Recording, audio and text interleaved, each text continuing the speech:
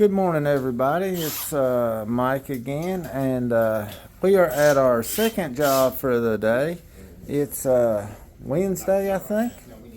So this is a customer that we've done work for before. We put this bar top with the full height in for him a while back.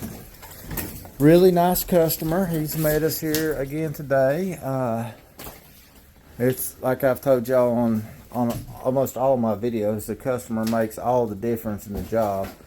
When you got a nice customer, it makes the job way better. So leave that down. I want to show them. And if you'll help me with that riser piece also. So in a job like this, guys, up here in Boone, in these smaller homes like this, it's a little tight. So as you can see, we cover up the floor as always, and you want to kind of store your tools out of the way. It may even be a good idea not to bring them in until you bring your tops in case you got to turn into this area. But we slide our cooktop out. Of course, we put a blanket under it so we can slide it on the floor without scratching it, and that we don't have to break our backs carrying it. We've made sure to clean this area here out so that we have room for a cart. We've got a raised bar going here, so we're going to put some overhang support. So I'll show you how we do that as well. We've got a slide in here. This top over here,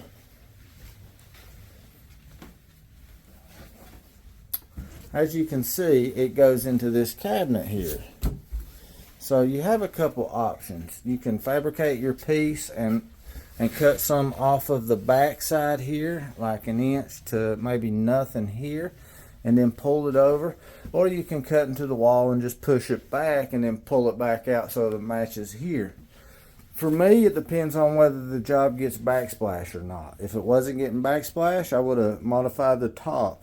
Seeing that it gets backsplash, we'll just modify the wall, put it in there a little bit, and then pull it out so that it sets flush. Then we'll put the backsplash on and caulk it out, and it's just as good as new.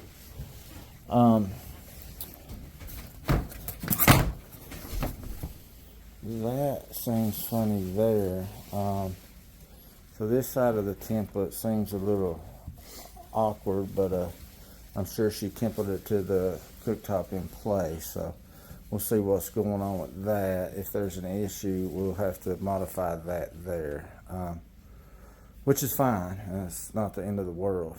So anyways, Melissa templates are riser pieces as well for us. So she did that one and that one, so we can cut the holes at the shop. Do this one here.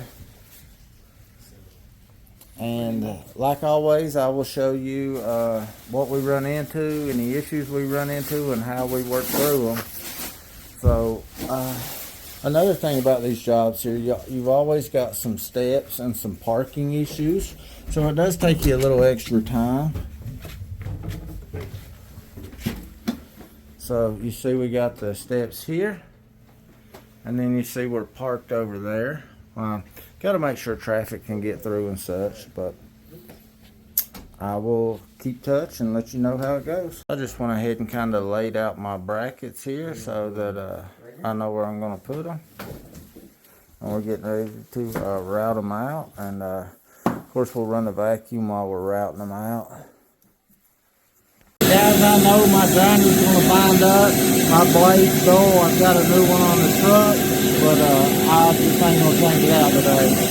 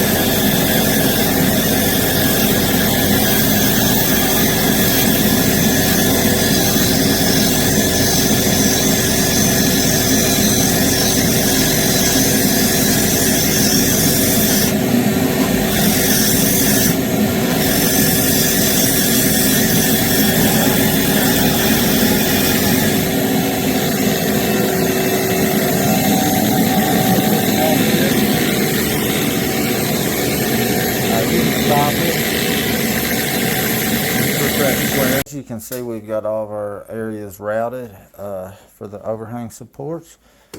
Now, not only do I put the screws in there, but I also put a circular bead of silicone on there. A circular bead will have suction to it, whereas just a flat bead will not. And once you get those screws in there and then that silicone dries, it ain't never going anywhere. Okay, guys, this is something that's very important that I want to show you guys, and I've talked about the importance of using a laser level in other videos. Okay.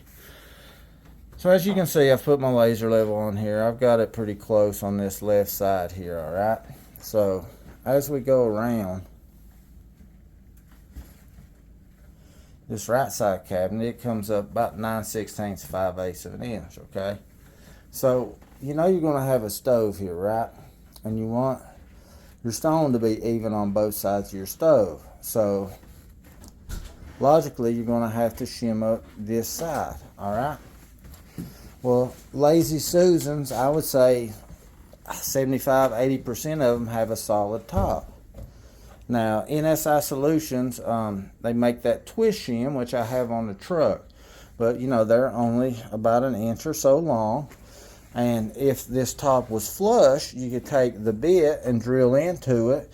And then you could go in underneath and just drill that shim up. And that would be your shim.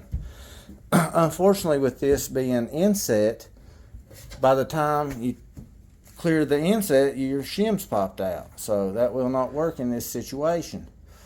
So what we're going to do, we're going to take the skill saw and we're going to cut us just a little rectangle right here.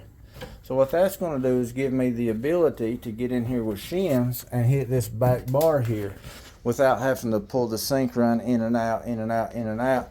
And it's going to allow us to level everything like we need to. If you did not run your laser level and you did not know how your cabinet set, you would not know that you needed to make that mark in there. And there's a chance you may have to pull your entire top back out. Of course, in a tight setting, it's going to be 3 kinds of in your way, so you're probably going to take it back outside and all that. Then have your guy come in with the vacuum, skill saw, and all that so that you can make your cut. So if you just take the extra 10 minutes, 5 minutes, whatever it takes to set up your laser level, put it on, find out what you're working with, and make the appropriate modifications before you get too deep in it. It'll save you time in the long run. All right, guys, I've got a very special one here. All right, so I don't know if the video shows how tight of a space we got here. Okay, everything's tight. The turns with the stairs, the door here, the turns here, here, and here. So it's eliminating us from being able to use the no lift all the way. So it was pretty tight getting this in. You know, a lot of shops would have put seams in this. That's what burns me up when these know-it-alls get on my videos and be like, oh, I put in an 8-foot top the other day. Why you got a seam in it when it has to do with the grains? Because it makes me mad because I always cut them as big as possible. But anyway, this sink run is actually longer than this one, all right? This one here, we was able to just bring it in, you know, set it up like you would carry a granite sink or something. Set it on the cabinets and lay it over, you know, just avoiding the uppers in the microwave. But with this one, with the L, we have to avoid the uppers. And it's, of course, the knee wall here is going to create issues with us too. If we were to just carry it in and set it on here, this whole sink area would be levitated. So I asked both my guys to try to make them think, you know, what would be the best way to do it. Really the only way to do it is what they're doing right now. We're carrying the no lift down here so that we can set it on the no lift and then bring it in here and, you know, lay it down with the no lift and slide it into place safely. People with a no lift, I think you would pretty much be forced to put a seam in it. I don't know. But this is also a good reason to always bring your templates with you as well. So, so that you can do a rough run and see how things go into place. Recording, so you just point it. Do you want me to do it? I got it. He's got it. Me and Tony gonna be able to do this, no problem. Okay. All right, guys. So we got this down. Tony, Miko, and myself. I showed you the passageway we had to go through and such. So we was able to use the no lift and back it in and get it turned around the way we needed to. So I just wanted to show you a visual so that you would understand, see how that L would run into that. Also, you run into sometimes your L will hit the ceiling before you can get it on the cabinet. I didn't even check that here because I know we was going to use the no lift, but you got to keep that in mind also if you don't have a no lift cart. Even with the no lift cart and even with this being quartz, I always put a brace on here for extra support. It's just worth the 5 minutes it takes to put it on for that extra support, in my opinion. Especially if you're going downstairs. Miko, this is also his second week here, so he's still learning to lift and all that. And you know, sometimes you don't end up 100% straight up and down. This bar will save you. Granted, it's a lot more important than it is with quartz. We could probably have dropped this down the stairs with this quartz and it wouldn't have broke. But anyway, better safe than sorry, right? So I'm going to let Miko kind of video us so that you can see kind of how we lay this in and work it in. I'm going to grab my remote over here. The main thing, you want to watch your cabinets as you're rolling it down. Make sure you don't hit the microwave, the cabinets, upper or lower. Make sure you don't hit the dishwasher, you know, all that stuff. All of this, and I'll explain that to you when we get to that point.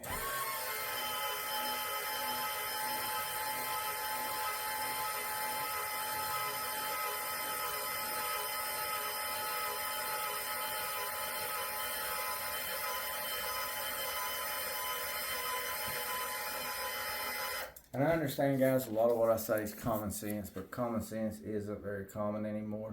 So make sure if you got an L, you're far enough in your open area here that you're not hitting the refrigerator or anything else. I mean, you know, you would think everybody would know that, but you'd be surprised.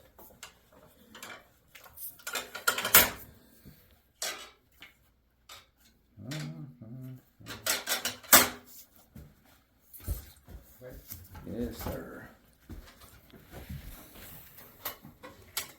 Alright, as you're going down, you know, you just want to watch everything as you go.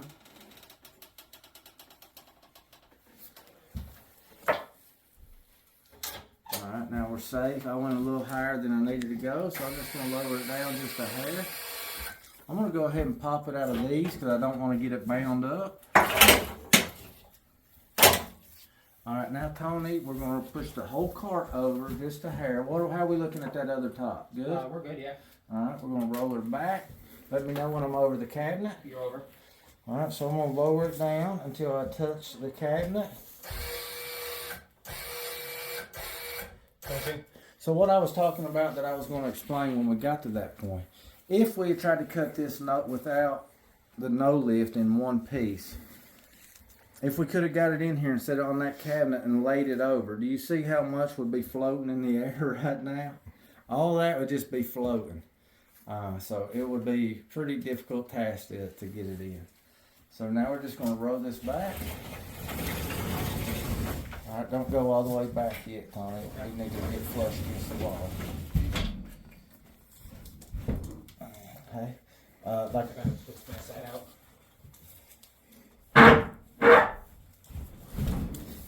anytime you're working a piece like this, what Tony says, you need to twist this side. You need to stay straight with each other. That way you can clear the knee wall here and we can both go in together. All right, so now we're just going to push this in a little bit at a time. Hold on, Tommy. Need me to go down? That might help you. Yeah.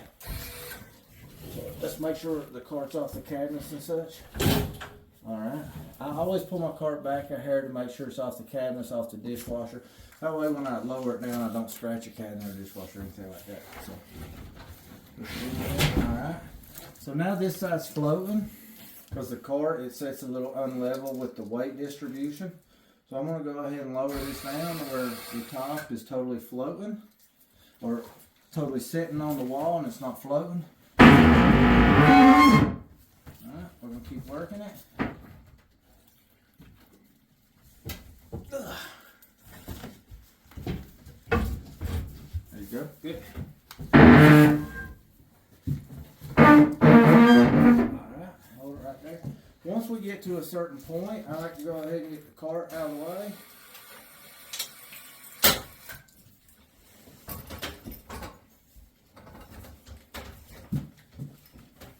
Alright, now it allows me to kind of get more in the center here, kind of help Tony, because he had all the weight, I had none of it, kind of like when we was carrying it down the steps, I had all the weight. But now we're just going to kind of push it in there.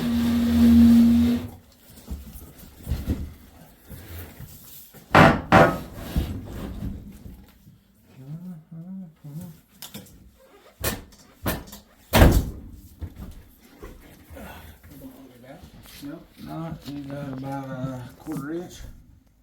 Hold on. I don't think it's necessarily you.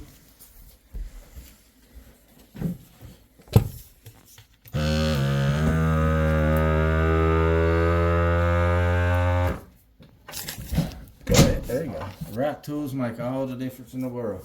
So we was hitting something, whether it was the cabinet or something sticking up back there.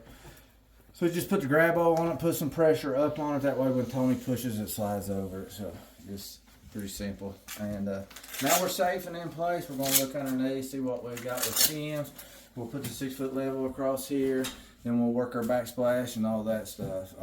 We don't have an option on, going kind of splitting the difference in visual and level on this one, because it is getting a 4-inch backsplash across. So we have to be level so that that backsplash sits right. So I will show you what else we run into. All right, guys, we finally got the job finished. It took a little longer than I thought. It happens sometimes. I feel bad for the customer because he's got quite a drive ahead of him tonight. But everything turned out great. Had to do a little modification on the riser. Melissa had just a little misunderstanding on how the holes were supposed to be. So I had to modify that a little bit. And the cabinets where they were just off a bit, I had to trim down the riser where we had to shim this side up. Then we had to kind of work the cabinets up, or not the cabinets, the tops up, to make them level so that this backsplash would be nice and straight across. We caulked it out with a transparent white on the bottom, which matches this stone quite well. And it wasn't like a super hard technical job. We didn't have a seam or anything. It was just, we had a riser, we had tight spaces, a little bit of walk to the truck, and I had to do a little modification, and sometimes it just takes a little longer, but all in all, I think it turned out quite well. I appreciate you guys watching. If you have any questions, we drilled a little hole over here in the corner for his wire to go through. I had a little 1/4 inch sink clip bit, so we used that and just sprayed water out here. It worked out real well. But like I said, if you have any questions, put it in the comments. Really enjoyed. The job was tough, but I enjoyed it because the customer's he's a pretty cool guy. So it's always nice when you meet nice people. So, all right, I'll see y'all on the next one.